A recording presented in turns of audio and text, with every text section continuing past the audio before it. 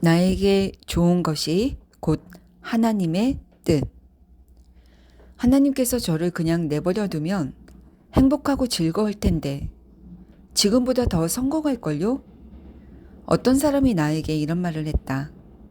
이 사람은 정말로 하나님이 고난을 주신다고 믿었고 어째서인지 본인이 신보다 우주를 더 잘 운영할 수 있으리라 생각했다.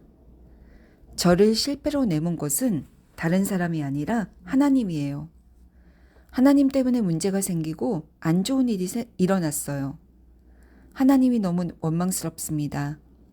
나는 이 사람에게 하나님과 인생의 고난, 고통, 비극은 아무 상관이 없다고 설명해 주었다. 인간은 자신의 부정적이고 파괴적인 사고로 인해 질병과 괴로움, 고통, 실패를 경험한다. 인간은 원인이 있는 데에 결과가 있다는 자연의 법칙을 믿으며 자신을 벌한다.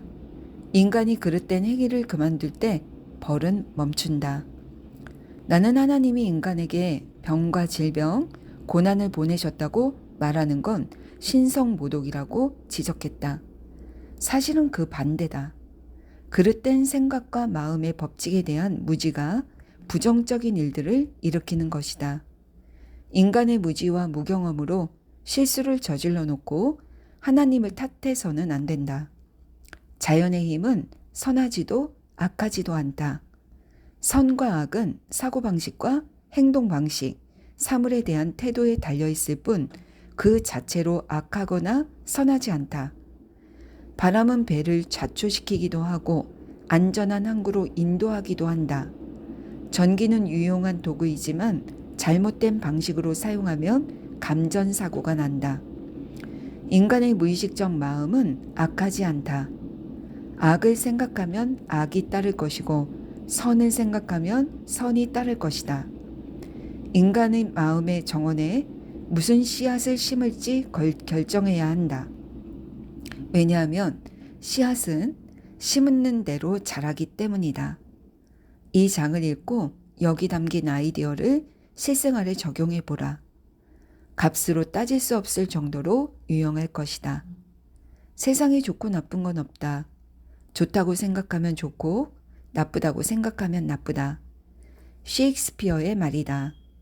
지금 이 순간 내가 마주한 문제는 문제를 극복하는 능력을 증명해 보일 멋진 기회이기도 하다. 문제를 극복할 수 있는 지혜와 힘은 내 안에 있으니 도전해보자. 인생에서 문제와 고난, 어려움이 없었다면 우리는 결코 성장하지 못했을 것이다. 귀가 거의 들리지도 않고 눈도 거의 보이지 않는 남성이 있었다. 그는 수년 동안 눈이 멀고 귀가 먹어가는 걸 원망하며 씁쓸해했다. 왜 하나님이 저에게 이런 시련을 주셨을까요? 그는 불안감과 열등감에 사로잡혀 있었다. 앞은 거의 보이지 않고 보청기를 껴도 소리가 시원하게 들리지 않았다. 보청기 착용이 꽤 불편했기에 그는 언제나 짜증이 난 상태였다. 하지만 눈과 귀가 불편하다는 걸 친구들이 몰랐으면 했다. 어제 길에서 너 봤는데 나를 못 본 채 지나가더라? 친구들이 이런 말을 했을 때는 창피해서 어쩔 줄 몰랐다.